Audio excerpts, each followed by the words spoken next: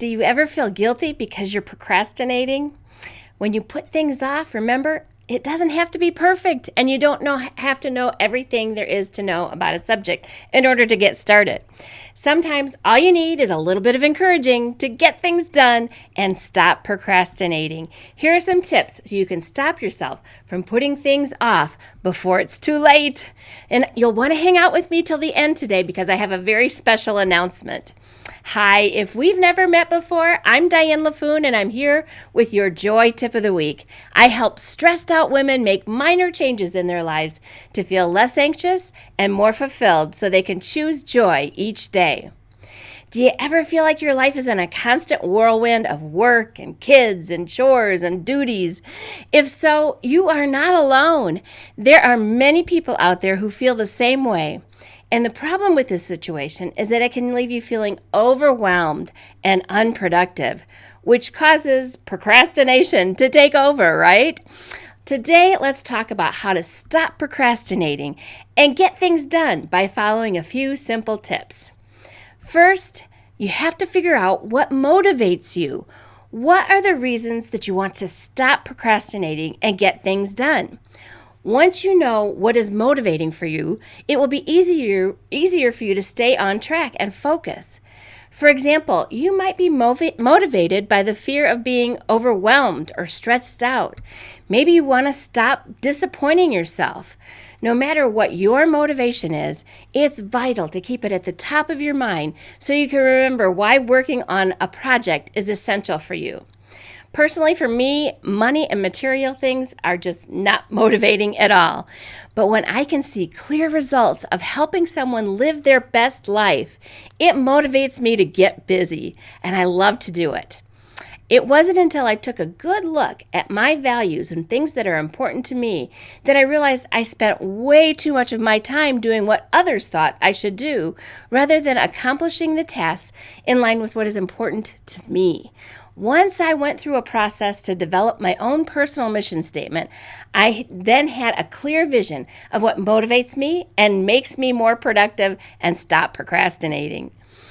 Next, you have to consider the emotional toll it has on you. It's not just about the motivation to stop procrastinating and get things done, but you've got to consider that there's emotional toll that comes with procrastinating. It's hard on you emotionally. We often put off working on a project because we're afraid of failing or we don't think we're good enough, and these negative thoughts can stop us and prevent us from moving forward. So the key is to find ways to overcome these thoughts and push through them. And one way to do this is by focusing on the positive aspects of completing the task. For example, if you're afraid of failure, instead think about how succeeding will make you feel. Will you feel proud of yourself? Will you feel like you've accomplished something? Maybe you'll feel happy that you completed a task. Making a to-do list and checking those items off until they're cleared brings me a real sense of satisfaction. One of my favorite apps to keep track of those things is called Trello, and moving my to-do list to done is so rewarding. So once you have a clear picture of the positive outcomes, it will be easier to push through those negative thoughts. Next, you've got to remove distractions. Remove them from your environment so that you can focus on the task at hand. It might mean turning off your phone, closing all of your browsers on your computer, or working in a quiet space that's free from noise and interruptions. It becomes easier to stay on task and stop procrastinating when you remove distractions. And one of the best ways to eliminate distractions is to set a specific time limit. I, for example, will like to work on a project for 45 to 60 minutes, and I do that as focused time, and then I'll take a 5 to 10 minute break. And taking that break helps me stay focused and helps prevent me from getting sidetracked.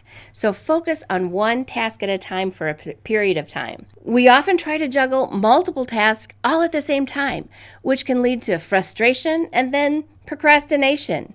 When you focus on one activity at a time, it becomes easier to stay on task and get things done. I've said it before, multitasking isn't a real thing. According to the Center for Brain Health at the University of Texas at Dallas, multitasking is actually toxic. It's bad for your brain. And the myth of multitasking hurts your productivity. It interferes with your brain systems and adds to your stress levels.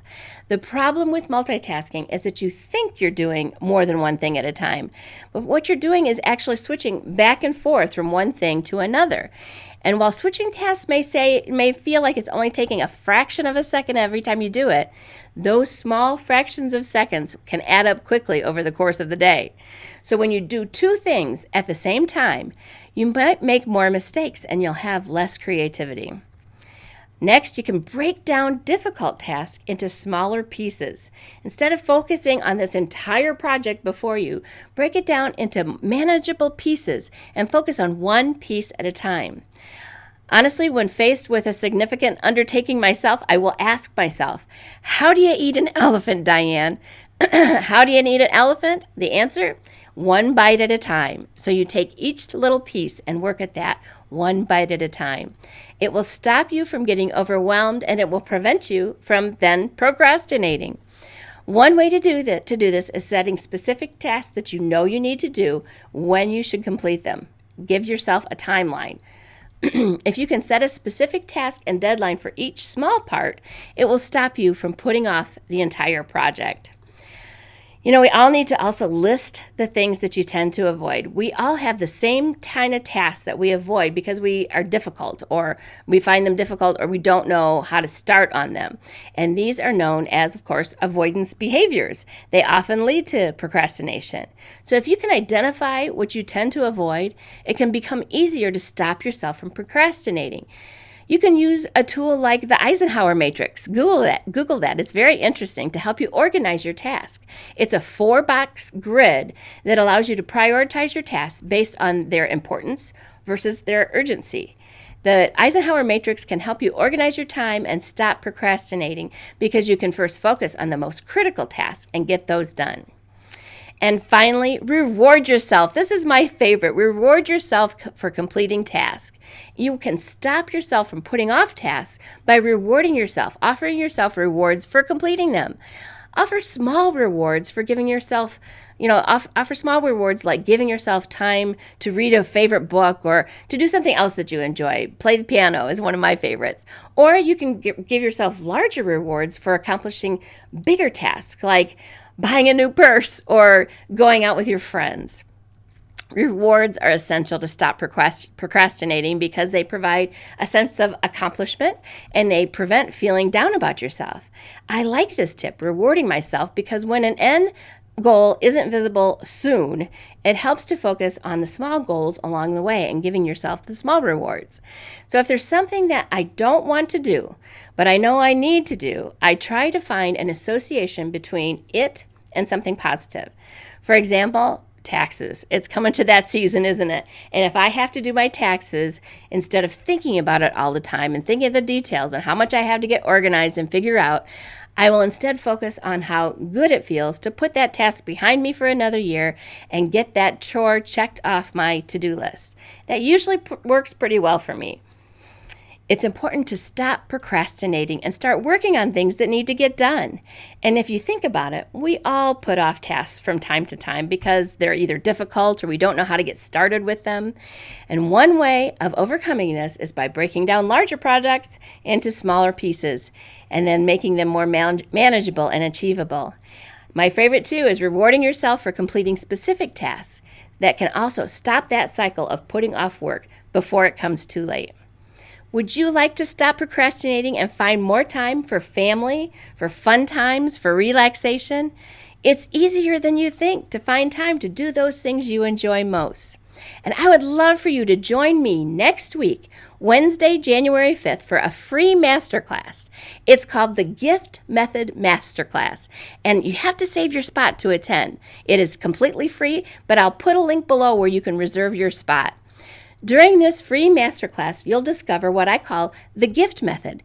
It is a step-by-step tutorial on how to find hidden time so you can create more joy every day. We'll talk about how to give yourself a blueprint for the way you want your life to look, for your dream life, for how you want to choose to live each day. We'll also talk about what you can do to establish a strategy to get focused and live your best life rather than waiting for your busy days to pass you by. We'll also talk about how to fuel your body with an approach to fall asleep faster and stay asleep through the night, because getting a good night's sleep last night is crucial to having a good day today. And finally, we'll also talk about how to make a plan to multiply your time while decreasing your level of stress so you have more time to spend with family, friends, and doing the things you love. I sure hope you'll join me for my free masterclass next Wednesday, January 5th, where you'll discover what has taken me years to figure out. I call it the GIFT method, and it's been crucial to giving me the ability to choose joy every day. Thanks for watching. I'll see you next Tuesday for your Joy Tip of the Week, and I hopefully will see you Wednesday as well. But for now, I pray you seek faith, give love, find hope, and choose joy.